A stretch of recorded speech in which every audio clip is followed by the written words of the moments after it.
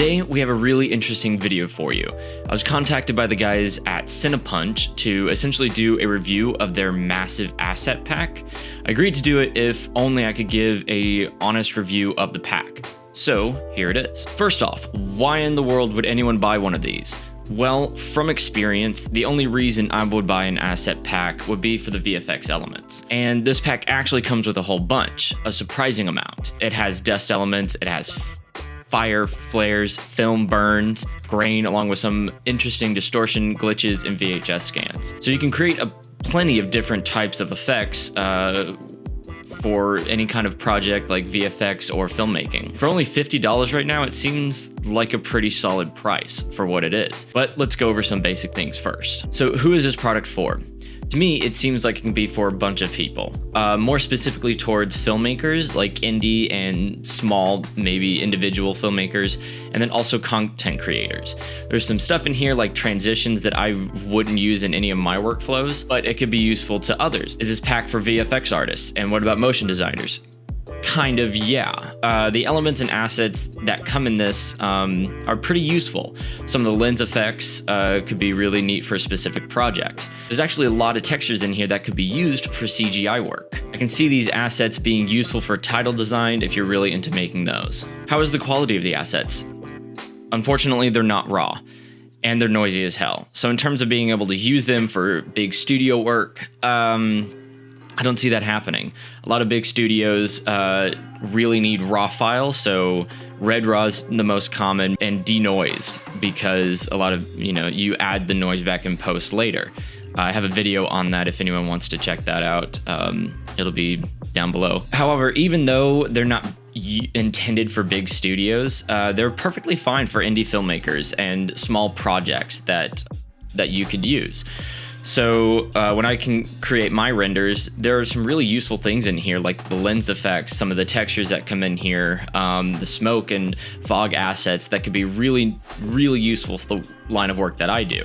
A lot of the really simple, small personal projects that I do, these could really come in handy. Also, some of the fire assets are framed weird and in slow motion. Not sure why. I guess it could be used for, I don't know, some kind of motion design thing. However, it would just be more simple if you did like 60 FPS MOV file, not like an already slowed down thing. That's just my personal preference. And the framing is weird on some of them. Some of the fire assets, you'll have like a really wide shot of a fire when you should have just cropped in or moved the camera in. That's my personal gripe. It's not a big one, but that's just mine. What would I not use in this pack? Well, for me, it's the transitions. I don't need that. I can do my own transitions. I'm a VFX artist. It's not difficult for me to do that. I guess I can see some people who are really trying to kind of push content out and need it to be quick. I could see that being useful. The sound bites are cool, but I could just add those in on my own. That's just me. The other thing is LUTs. I don't really need LUTs. And if you're a colorist, you probably don't need LUTs, especially with ACEs being a thing and conversion just being built into like Resolve. You really don't need LUTs anymore. I don't do a lot of coloring, like look coloring. I really should. I just don't. That's not my area of expertise. I'm more into matching footage rather than creating a look. So I use my Grayscale Gorilla LUTs and my Triune Film LUTs, and that's about it. That's all I use. Let's go ahead and dive into some of these small projects that I created with this asset pack just to kind of test things and see how they are. So let's look at this first shot here. Extremely simple. I kind of based it off of like a horror title intro kind of thing. So it's a really simple shot. I have a background, and just to show you what the raw background looks like, it's just this. Really nice, inky, added some levels to add a little bit of contrast, changed the colors around, gave it this kind of really dark, deep red look. And then for the title, it was really simple. What I did was I grabbed one of the shots that had like a little ink drop happening in the water, and I used that to kind of base the reveal. So I added a tint effect. I added a levels And you can really see where the noise is in here. Yeah, really needs to be denoised. Other than that, though, let's see. Then I increased the opacity towards the end just to kind of make the text solid at the end of the comp. And then I added a little bit of blur just to attempt to help clear some of the noise that's in here, just to kind of make it a little bit more soft. And then I just set the text to be Illumimatte, so it gets revealed with the ink in motion. Incredibly simple, but I mean, it's used with the assets in here. Another thing I created was this kind of security camera footage that I got from, let's see, I shot this for my senior film, and this was actually supposed to be security camera feed present in the film. So I decided to remake the effect with the stuff that's in here, and it actually looks really good. It's pretty, pretty simple what we did here. I'm gonna go ahead and bring this. Let's see, this shot, I comped it because it was super wobbly in motion, so I just did a warp stabilizer, fixed it, made it look pretty simple. And then we started layering in all of these effects. So the first thing I did was actually bring in some scans. So this right here is a little bit of a VHS scan, and what I did, brought it in, and it's pretty simple. It's just vertical lines going up and down, or just going down. I repeated it, used CC Reptile, works great, and then I tinted it, and then I just set it to overlay. So we have these continuous scan lines going over the shot. And it's a subtle effect, but you can definitely see it, and it works really well. And then on top of that, I added VHS noise, and this is actually colored noise. We would just decrease the saturation pretty good, and then allow the color from the noise here to add a bit to it. So I set that actually throughout the whole sequence. And then, let's see, I reduced the saturation, added a mosaic effect so it looks more pixely. Yeah, just looks more pixely. And then what was really cool and kind of the icing on the cake is the displacement.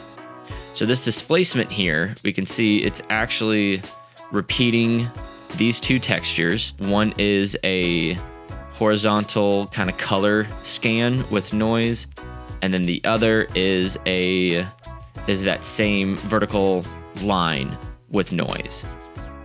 And so I just repeated it.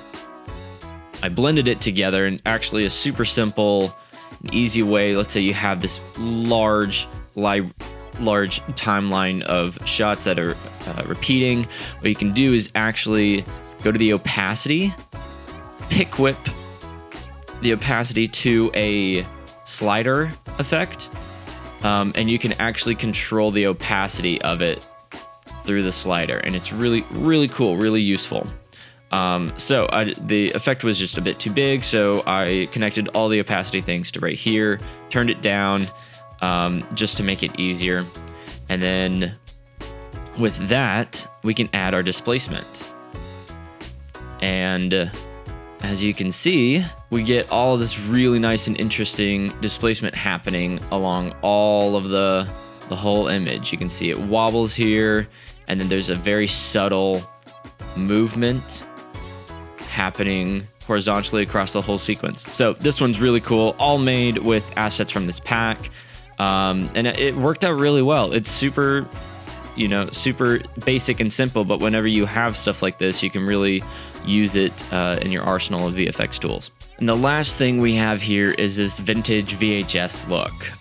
It's really simple, but I think it looks pretty good. And there's a kind of draw to go back to a early 90s style of filming. So I'm going to show you how I achieved this. And once again, it was all done with assets from this pack. So this shot I got from a friend in Arkansas on his Fuji X-T3. Super nice camera, really good shot, high dynamic range, stuff like high dynamic. I mean, it's a good camera. And what I did I did my little halation look. So I have a video diving into how to get film halation in After Effects and in Premiere Pro. So I did that. It was pretty simple. If you want to check it out, go ahead and do that. But you can see up here, things get red and blown out. Oh, my bad. Get red and blown out. Yeah, you get a little halation happening up there in the highlights. So watch that tutorial. It'll show you how to do that. It's really simple and really easy. And then I got this LUT from the asset pack, and it actually, I don't know, it looks pretty cool. It really bumps out the greens and blues in this shot. So I thought that looked pretty cool.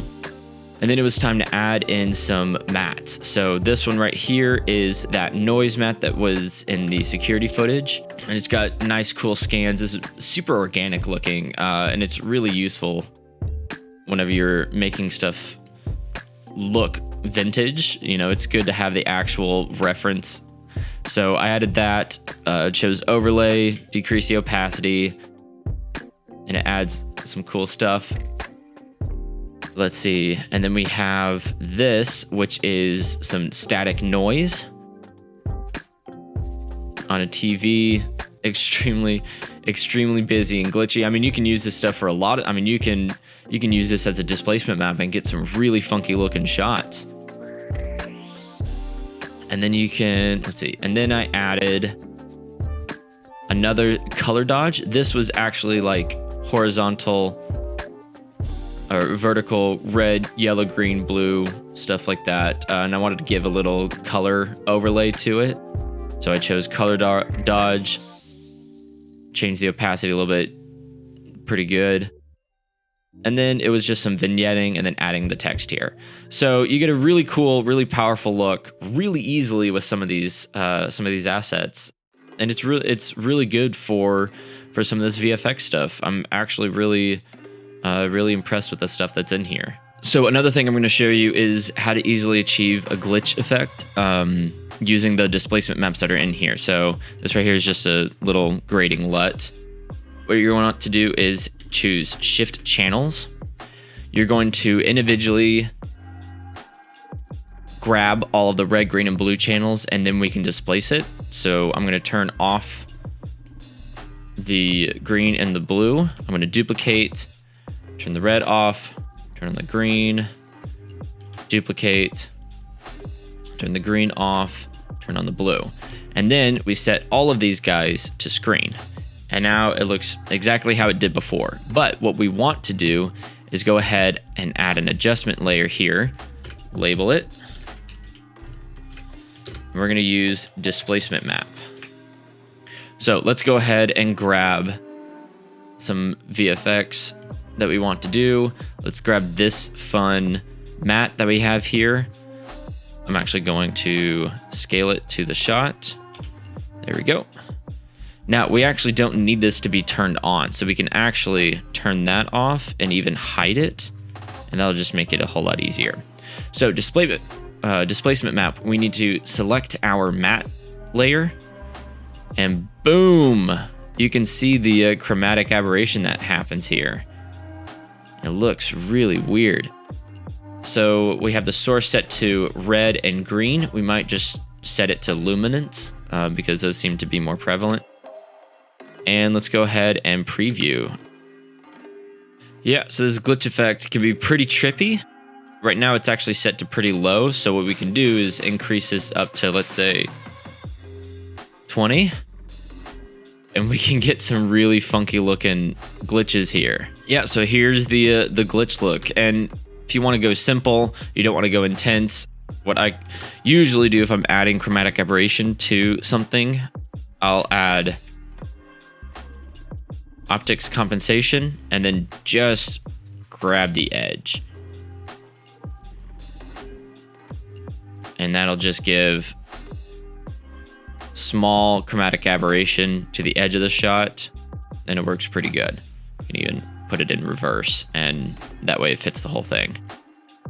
So there you go. So let's do a little conclusion here. Would I recommend this pack?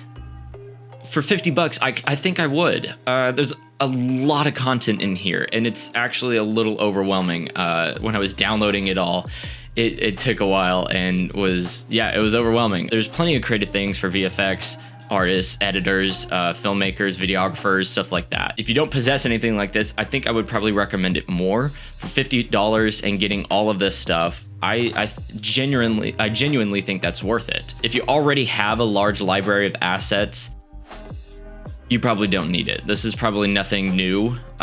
Maybe look in the individual pack and see if there's anything in there that you might need. But if you already have a pretty diverse library, I don't really see anything that you need to add. If you're a VFX artist and you're working on big projects, don't go with this because you need raw files, you need raw assets, and this just isn't raw.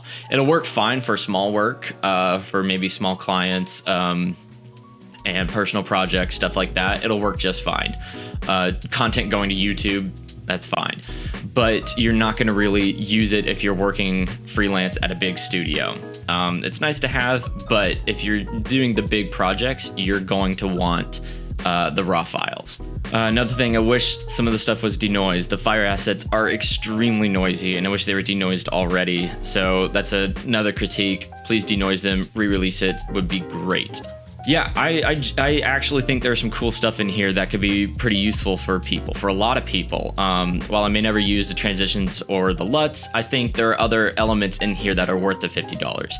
And if you want, there's like a subscription to whatever hosting site that this pack is on. It's like almost $17 a month if you want to do that. It's cool. Comes with extra, stuff, whatever. And one final thing, I just created a new Discord server. I did that on stream. Let's see, I recorded yesterday. So if you want to go check that out, I have that down below. We're building a creative art community that pretty much lifts up other artists, shares other artists, and yeah, we really would just want it to be a really solid place to share your work, share progress that you've made, and to just kind of make some really cool stuff together. That's it for this video. Thank you so much for watching. If you want to follow me on Instagram, I have that down below, Manning Moore. Thank you so much for watching these videos. Thank you for watching this stuff on YouTube. I really appreciate it. Have a great day. I'll see you in the next one.